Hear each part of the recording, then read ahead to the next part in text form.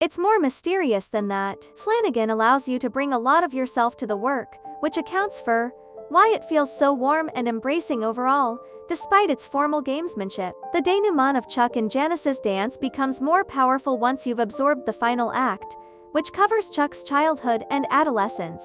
A moment that was teased in a very brief, wordless flashback in the middle movement is filled out at length when we meet Chuck's grandparents, played by Mark Hamill as his grandfather, and Mia Sara as his grandmother, who loves to dance. Life choices are made here, too, but the much wider time frame covered in this final movement creates a slipstream effect that's a bit like remembering one's youth as an adult. Pieces of time that seemed to take forever when you were a kid pass in the blink of an eye when you get older. Every performer makes a strong impression, including those who get just one scene. One is Matthew Lillard, deeply moving in the first section, where his character, an ordinary man, unloads on Marty, bringing himself to tears. Ejiofor invests Marty with an understated authority and empathy, as does the sensitive and alert Gillen, who is shaping up to be one of those actresses that you're always glad to see. Hiddleston is on the movie poster, and serves as the movie's avatar, in a way, although he's only really in the middle section. But he brings a dignified pathos to his appearance that's all the more powerful for being understated.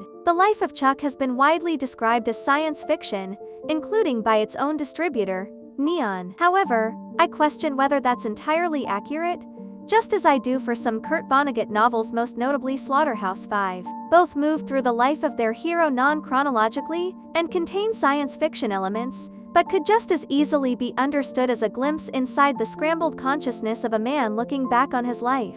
Let's say that in The Life of Chuck, you can go with either interpretation or some other one, and be on solid ground. You can take a lot of elements in this movie in more than one way, really. That's a compliment to the filmmakers. A lot of movies barely have a point of view at all. This one is a prism in comparison. It gives viewers what David Lynch called room to dream. It's hard to know where to begin with The Life of Chuck. Anything you could say about it would rob new viewers of the specialness that comes from going in completely fresh. Suffice to say that it's suitable for all audiences, and that it's a great example of popular cinema's ability to speak to the life experiences of a large cross-section of viewers, without dumbing anything down. It straddles the edges of both greeting card oversimplifications and sentimentality, but does not cross over, leaving the audience to discuss what exactly the takeaway might be. An adaptation of the same titled short story by Stephen King, this feature from writer-director and King adaptation specialist Mike Flanagan is broken into 3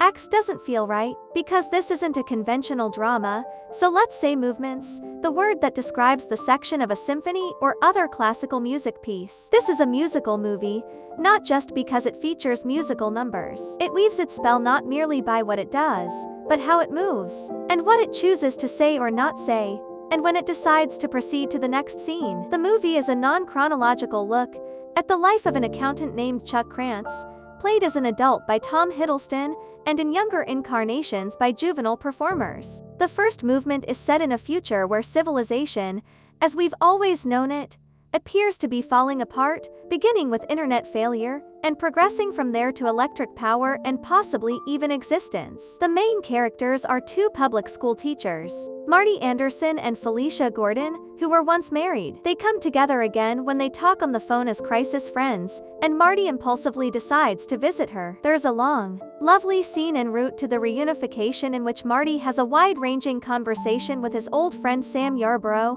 the owner of a beloved local funeral home, and who happens to be the man who buried people who were important to Chuck. All of the film's movements could be self-contained short movies, but the middle one, which concentrates on a single moment, is the neatest. The adult Chuck passes a street drummer, and spontaneously breaks into an improvised dance routine, then beckons a recently dumped onlooker, Janice Halliday, to join him. There's true chemistry between them. What will they make of it? The entire movie is, you retrospectively realize, filled with moments in which characters make flash decisions that lead to great satisfaction, or great sadness, or something else. It's a sideways route to get into the idea that every moment in life counts for something, and that, by extension, you have to make every moment count, or at least be present, because you never know when death is going to punch your ticket. Don't worry, though, this isn't the kind of movie where people's lives are picked apart like equations until they locate the instant where things went wrong, or right.